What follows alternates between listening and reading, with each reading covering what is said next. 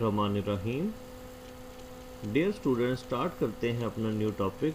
That one is Newton's laws of motion.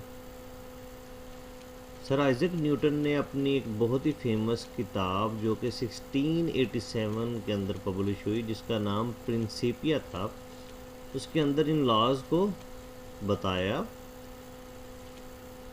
और ये जो लॉज हैं ये होल्ड करते हैं उन बॉडीज़ के लिए जो स्मॉलर स्पीड के साथ मूव कर रही हूँ as compare to speed of light, क्योंकि स्पीड ऑफ लाइट बहुत ज़्यादा होती है। ये बेसिकली आपके पास तीन लॉज होंगे। न्यूटन फर्स्ट लॉ, जिसको लॉ ऑफ इनर्शिया भी कहा जाता है, Newton second law, Newton third law. ये प्रीवियस क्लासेस के अंदर भी आप इनको पढ़ चुके हैं, तो यहाँ पर हम उनको एक दफ़ा से दोबारा देखेंगे। तो सबसे पहले आपके पास है Newton first law of motion, जिसको लॉ ऑफ इनर्शिया भी कहा जाता है। बहुत ही आसान है ये सिंपली कहता है a body at rest will remain at rest. अगर आपके पास कोई बॉडी है वो रेस्ट पर है तो वो रेस्ट में ही रहेगी। And a body moving with uniform velocity will continue to do so unless unbalanced external force acts on it. यानी कि अगर कोई बॉडी यूनिफॉर्म वेलोसिटी के साथ मूव कर रही है तो वो उसी मूवमेंट को क्या करेगी, कंटिन्यू करना चाहेगी। उसी वेलोसिटी के साथ वो क्या मूव करना चाहेगी। कब तक वो मूव करेगी? Unless unbalanced external force acts on it. कब तक मूव करेगी जी?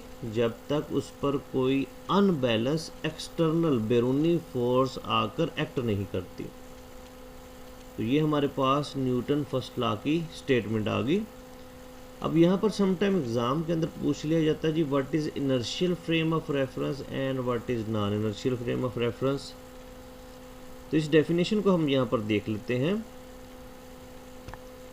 ऐसा फ्रेम ऑफ रेफरेंस जिसके अंदर न्यूटन फर्स्ट लॉ होल्ड करता है वो क्या कहलाता है? Inertial frame of reference. और यहाँ पर समटाइम एमसीक्यूज भी पूछ लिया जाता है जी इनर्शियल फ्रेम ऑफ रेफरेंस का जी एक्सेलरेशन क्या होता है। तो हमने फर्स्ट लॉ के अंदर क्या देखा, बॉडी या तो रेस्ट पर होगी, उस सूरत में भी एक्सेलरेशन क्या होगा? ज़ीरो। और बॉडी जब मूव करेगी यूनिफॉर्म वेलोसिटी के साथ, उस वक्त भी एक्सेलरेशन क्या होगा? ज़ीरो। इन दोनों सूरतों में एक्सेलरेशन क्या? ज़ीरो होता है। तो जब हम बात करेंगे इनर्शियल फ्रेम ऑफ रेफरेंस, उसके अंदर एक्सेलरेशन क्या होना चाहिए आपके पास? ज़ीरो। और इसी तरह जब हम बात करते हैं non inertial frame of reference, तो उसके अंदर न्यूटन फर्स्ट लॉ होल्ड नहीं करता। और वहाँ पर हम लिखेंगे a is not equal to zero. अगर हम अपने अर्थ की ही बात करें तो इसको हम inertial frame of reference consider करते हैं। क्यों? एक्चुअल में अगर स्ट्रिक्टली बात की जाए तो ये इनर्शियल फ्रेम ऑफ रेफरेंस नहीं है, लेकिन हम इसको इनर्शियल के अंदर डील करते हैं। क्यों? क्योंकि अर्थ की जो जर्क्स हैं वो हमें फील नहीं होती, तो इस वजह से हम इसको इनर्शियल फ्रेम ऑफ रेफरेंस के अंदर ही डील कर लेते हैं। इसके बाद करते हैं जी हम न्यूटन सेकंड लॉ की बात। Newton second law of motion क्या है? बड़ा ही आसान है, प्रीवियस क्लासेस के अंदर आप इसको पढ़ते आ रहे हैं। तो ये हमें बताता है कि किसी भी बॉडी के अंदर, किसी भी बॉडी में आज जब आप फोर्स लगाएंगे वो फोर्स उसमें क्या करेगी? एक्सेलरेशन प्रोड्यूस करेगी। जितना फोर्स ज़्यादा होगी उतना एक्सेलरेशन ज़्यादा प्रोड्यूस होगा। तो यहाँ से हमें पता चला कि फोर्स और एक्सेलरेशन क्या है? एक दूसरे के डायरेक्टली प्रोपोर्शनल। और एक्सेलरेशन और मास एक दूसरे के क्या होंगे? Inversely proportional. यानी कि जितना मास ज़्यादा होगा एक्सेलरेशन उतना कम प्रोड्यूस होगा, और जितना मास कम होगा एक्सेलरेशन उस बॉडी में ज़्यादा प्रोड्यूस होगा। तो इसको फिर हम कंक्लूड करके लिख सकते हैं कि F is equal to M A. तो ये आपके पास क्या है? Newton second law. तो अगर इसकी डेफिनेशन कर ली जाए, when a force is applied on a body it produces the acceleration in its own direction. The magnitude of acceleration is directly proportional to applied force, यही हमने अभी बात भी की, and inversely proportional to its mass. ठीक है, तो ये आप उसके बाद ये इक्वेशंस लिख देंगे। तो ये आपके पास क्या हो गया? Newton second law. उसके बाद जी हम बात करते हैं Newton's third law of motion की। सिंपल है बहुत, action and reaction are equal in magnitude but opposite in direction. के एक्शन जो आपने कोई काम किया और आगे से जो इसका रिएक्शन आया वो क्या होंगे, मैग्नीट्यूड में तो इक्वल होंगे लेकिन डायरेक्शन में अपोजिट होंगे। इस तरह अगर हम इस एग्जांपल के अंदर देख सकें, ये एक बॉल है, ये एक्शन कर रही है जी इस ग्राउंड पे, और यहाँ से फिर ग्राउंड इस पर रिएक्शन करता है और ये बॉल इस तरफ ऊपर की तरफ चली जाती है। तो ये एक्शन और रिएक्शन की एग्जांपल हो गई। और अगर हम इस फिक के अंदर देख सकें कि दो बॉक्सेस हैं, एक बॉक्सर क्या करता है, मुक्का चलाता है दूसरे बॉक्सर पर, उसके जॉज पर, तो ये उसने एक्शन किया। अब आगे से जॉज क्या करेंगे, उस पर रिएक्शन करेंगे। Action first exerts force on jaw, reaction jaw exerts force on fist, यानी कि उसके मुक्के पर। तो ये एक्शन एंड रिएक्शन की एग्जांपल होगी आपके पास। इस तरह और भी काफ़ी सारी एग्जांपल्स ली जा सकती हैं। और सेकंड चीज़ इसके अंदर, दे never act on same body. तो जिस तरह अगर हम कहें जी हमारे पास एक ब्लॉक है तो उस पर ही एक्शन एंड रिएक्शन हो रहा है, तो इस तरह से पॉसिबल नहीं है। इसके लिए डिफरेंट बॉडीज़ होनी चाहिए, but always act on different bodies.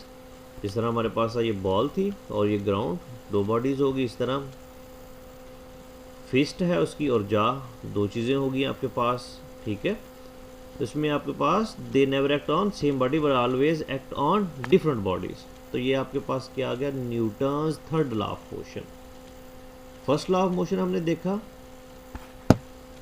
उसमें हमने क्या बात की, body at rest will remain at rest and body moving with uniform velocity will continue to do so. तो वो मूव कर रही है तो वो मूव करना ही चाहेगी। उसके बाद हमने देखा इनर्शियल फ्रेम ऑफ रेफरेंस को, उसमें एक्सेलरेशन क्या होगा, ज़ीरो। अगर acceleration is not equal to zero वो क्या होगा, non inertial frame of reference. फिर हमने बात की न्यूटन सेकंड लॉ की, जो कि जहाँ से हमें पता चला कि एक्सेलरेशन और फोर्स के एक दूसरे को डायरेक्टली प्रोपोर्शनल और एक्सेलरेशन और मास एक दूसरे के क्या है, इन्वर्सली प्रोपोर्शनल। और इसकी equation F is equal to M में। फिर हमने बात की Newton third law of motion कि हर एक्शन का क्या होता है, एक रिएक्शन होता है जो कि मैग्नीट्यूड में तो बराबर लेकिन डायरेक्शन में क्या होगा, अपोजिट। उसके बाद हम बात करते हैं, एक छोटी सी डेफिनेशन है हमारे पास, इनर्शिया। इनर्शिया क्या आपके पास होता है, तो ये किसी भी बॉडी की वो प्रॉपर्टी है कि वो जिस स्टेट के अंदर है वो उसी स्टेट में रहना चाहती है, वो उसको चेंज नहीं करना चाहती। अगर वो रेस्ट के अंदर होगी तो वो रेस्ट में ही रहना पसंद करेगी, और अगर वो यूनिफॉर्मली मूव कर रही है, यूनिफॉर्म मोशन के अंदर है, तो वो उसी मोशन के अंदर रहना चाहती है, उसको चेंज नहीं करना चाहती।